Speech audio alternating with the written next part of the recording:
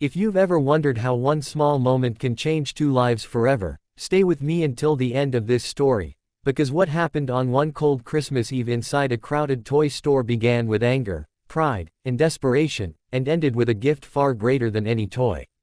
And if stories that touch your heart and restore your faith in humanity mean something to you, don't forget to like this video and subscribe to the channel, because moments like these deserve to be shared. The line wrapped around the toy store like a restless snake, parents shifting from foot to foot, clutching phones, glancing at shelves that looked more like they'd been looted than stocked.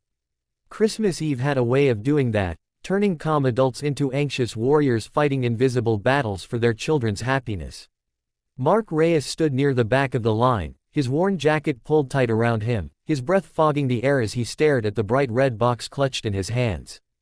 It was the last one on the shelf. The last Stellar Ranger X, this year's must-have toy, the one his daughter Lily had circled 3 times in the catalog with a pink marker and written, "Please," next to in crooked letters. Mark's hands trembled slightly, not from the cold, but from the fear that even now, something might go wrong. Mark was 34, though the lines around his eyes made him look older. Life had a way of speeding up time when you were doing it alone.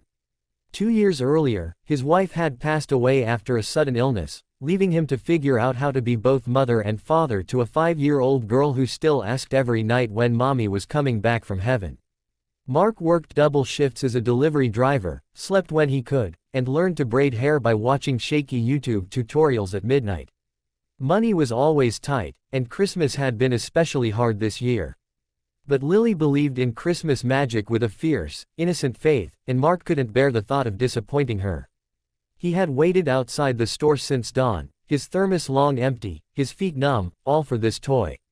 When an employee finally rolled out the last cart of restocked items, Mark's heart had nearly burst when he saw the Stellar Ranger X sitting there, alone. He grabbed it before anyone else could, his relief so intense it almost brought tears to his eyes. For the first time in weeks, he felt like he had won.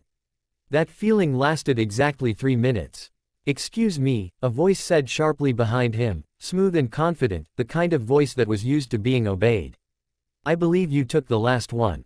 Mark turned to see a tall man in a tailored coat, his silver hair neatly combed, an expensive watch peeking out from under his sleeve. The man's eyes flicked to the toy, then back to Mark, calculating. He didn't look angry, just mildly inconvenienced, as if the universe had made a small error that needed correcting. "I'm sorry," Mark said quietly, pulling the box closer to his chest. "I was next in line." The man smiled thinly. "I understand how lines work. But my assistant assured me there would be one left. My daughter is expecting it." Mark swallowed. "So is mine." The man's smile faded. "I'm willing to pay you double. Triple, if needed." A few nearby shoppers slowed their steps, sensing drama. Mark shook his head. "It's not about money." The man's jaw tightened, a flash of irritation breaking through his polished exterior. "Everything is about money. Name your price." Mark felt something stir inside him, pride, maybe, or the exhaustion of always being pushed around by a world that favored people like this man. "I'm sorry," he said again, firmer this time. "I can't." The man stared at him, disbelief giving way to something sharper. "Do you have any idea who I am?" Mark met his gaze, tired eyes steady. "No. And I don't think it matters." A murmur rippled through the onlookers.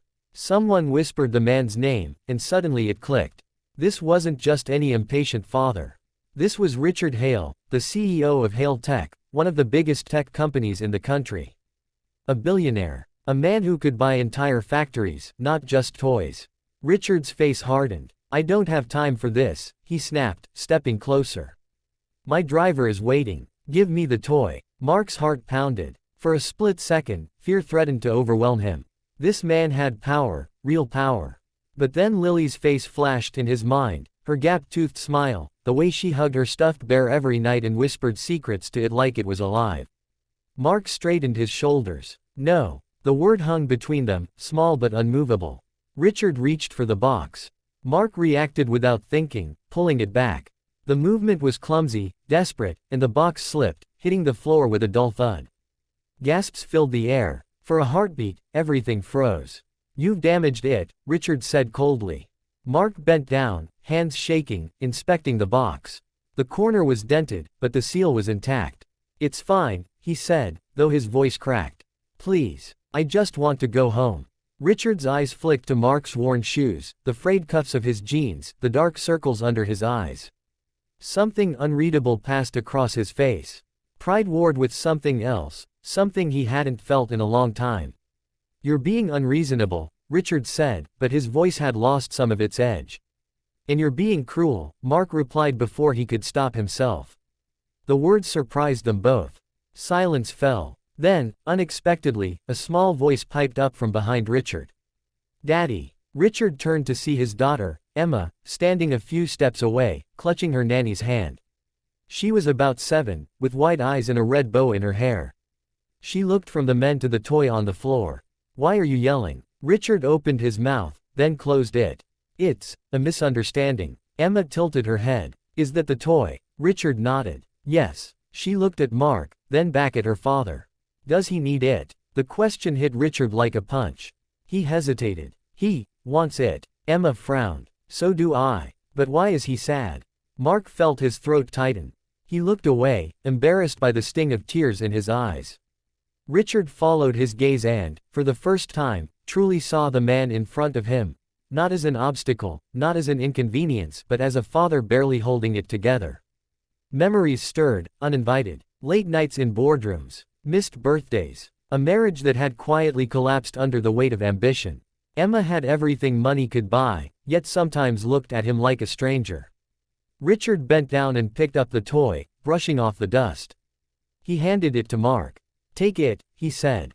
Mark blinked. "What?" Richard straightened. "It's Christmas Eve. Your daughter should have it." Mark stared at him, disbelief flooding his face. I can't." "You can," Richard said gently. "And you will." Emma smiled, a soft, understanding smile that made Richard's chest ache. "I can share," she said. "Daddy can get me another one." Mark's hands closed around the box, his knees threatening to give out. "Thank you," he whispered, the words carrying every ounce of gratitude he felt. Richard nodded, a lump forming in his throat. "Merry Christmas." Mark walked away, the world around him blurred by tears. Outside, snow had begun to fall, soft and steady, blanketing the city in quiet magic. He clutched the toy like it was made of gold. That night, in a small apartment lit by mismatched Christmas lights, Lily tore open the wrapping paper and screamed with joy. She threw her arms around Mark's neck, laughing, crying, believing with all her heart that miracles were real. Mark held her close, silently thanking a stranger who had chosen kindness over pride.